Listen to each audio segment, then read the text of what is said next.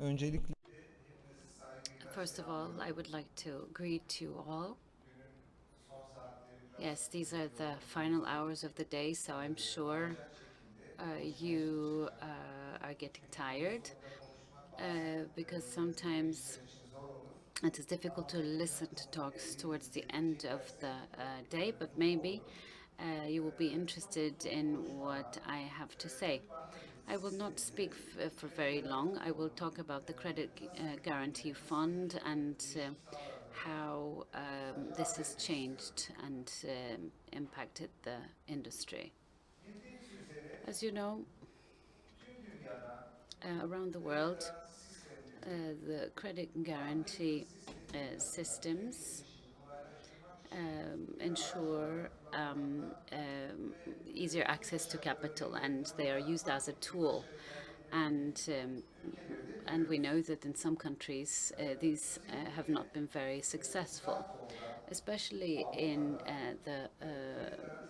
the Far East and in Europe. Of course, the credit guarantee systems have very successful examples.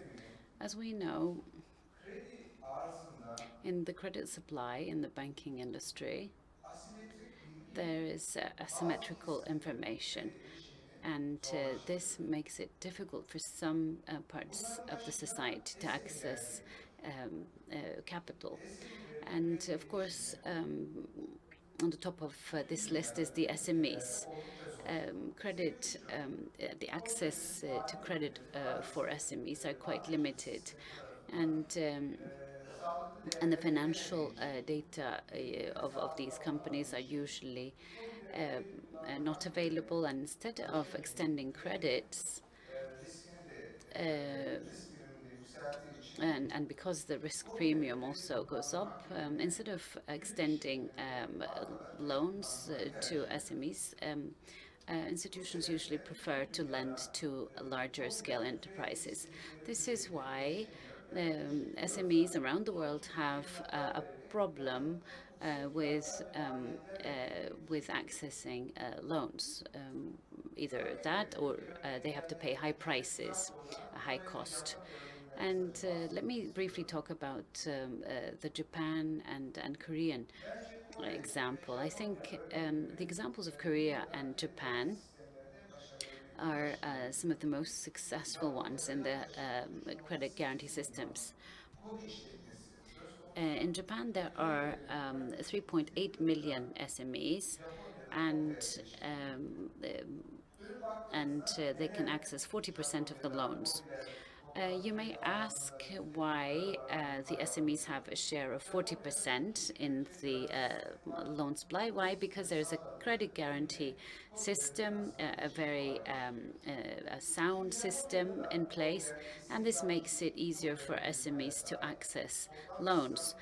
And again, about 77% of all employment is provided by SMEs. Exports, 60% of the exports are undertaken by the SMEs. So in your country, in our country, in Turkey, this is the situation, and that is why it makes it more difficult. And in Turkey, the credit guarantee system was established in the 1990s, and until 2015, only 24,000 enterprises were given guarantees. If we look at the European Union countries, in all of these countries there are credit guarantee funds, and there are some countries with a high number of funds. However, until 2015, these have only stayed at a very small scale.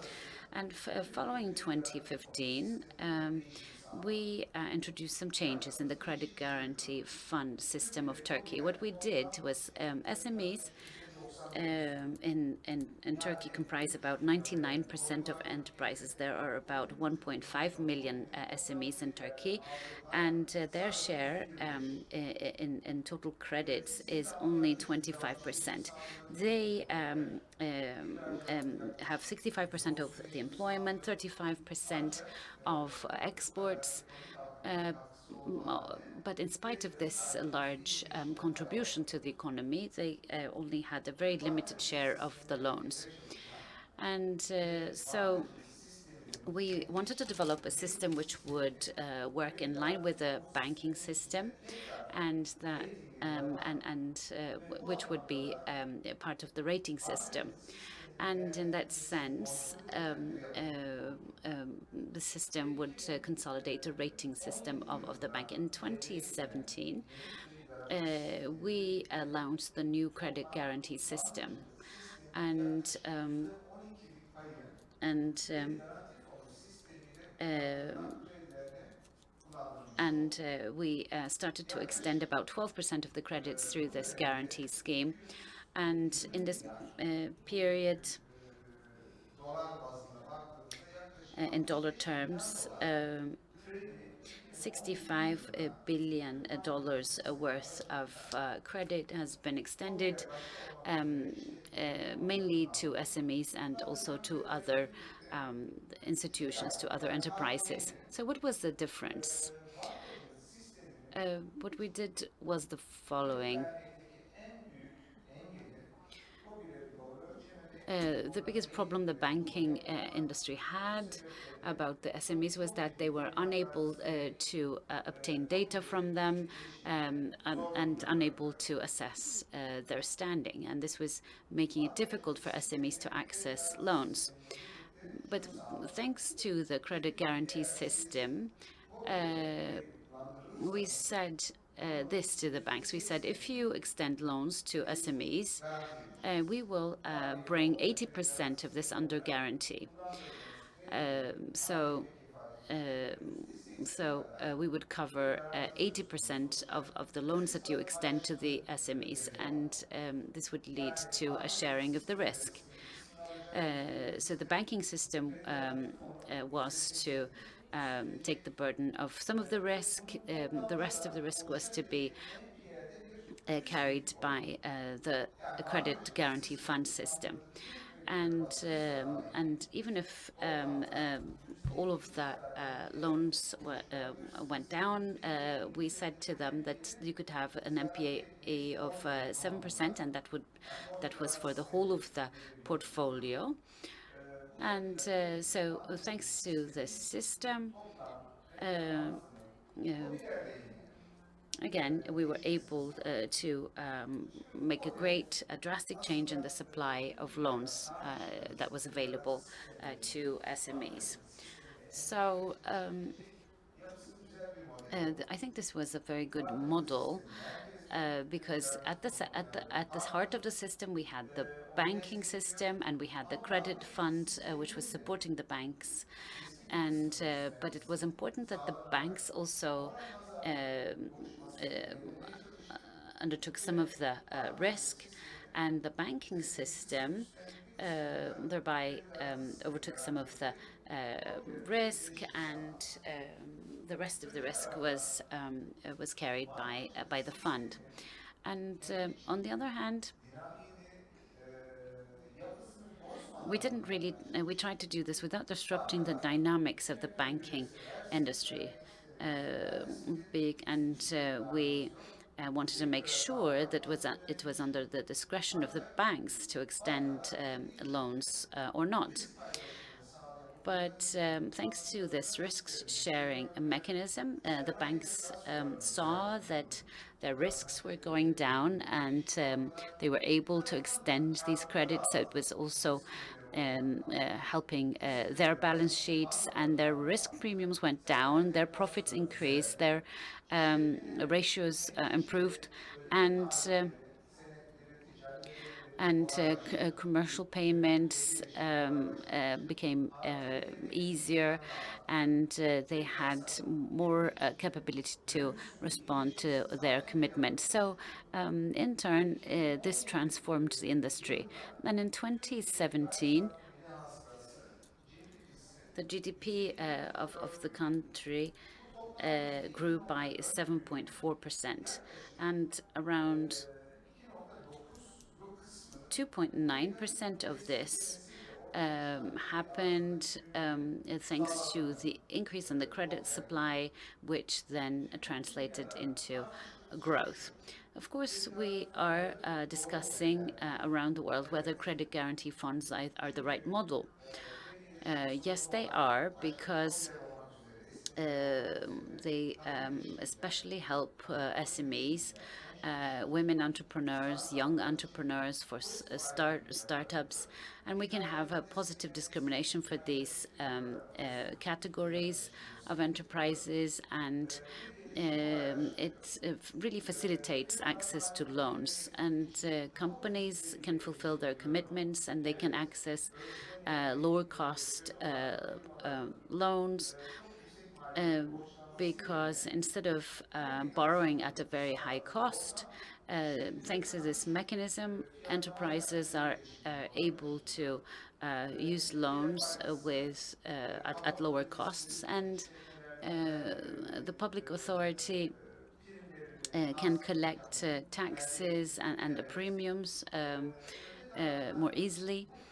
And if we compare the market cap of these companies, yes, this scheme has also helped increase the market cap of companies that have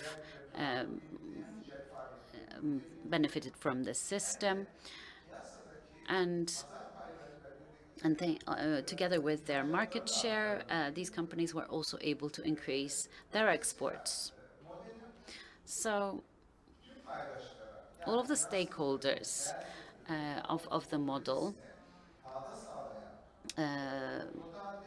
brought a lot of benefits, and it was really a model which became a win-win model. So what we did here was really supporting the system without disrupting the lending tendencies in the banking industry. The main objective was to facilitate borrowing and lending, and I believe that it was a very, very fruitful system.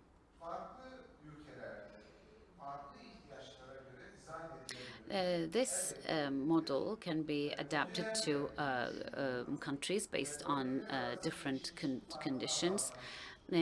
Because it's a modular structure, and it can also help reduce the gaps between countries. For example, in terms of bringing into the labor force of migrant communities such as the Syrians and the Afghans in Turkey, this mechanism can also help them, because it aims at bringing the parts of the economy that are irregular, and helps bring them into the economy. Women entrepreneurs, young entrepreneurs, refugees, migrants, these are categories of the society that are in need of support. So as a function of the macroeconomic policies, as a component in the policies, I think this is a very effective tool. So in 2017, 2018, and 2019, even during the period of the pandemic, we were able to support many companies and help them continue their operations as well as grow. One final example from Japan.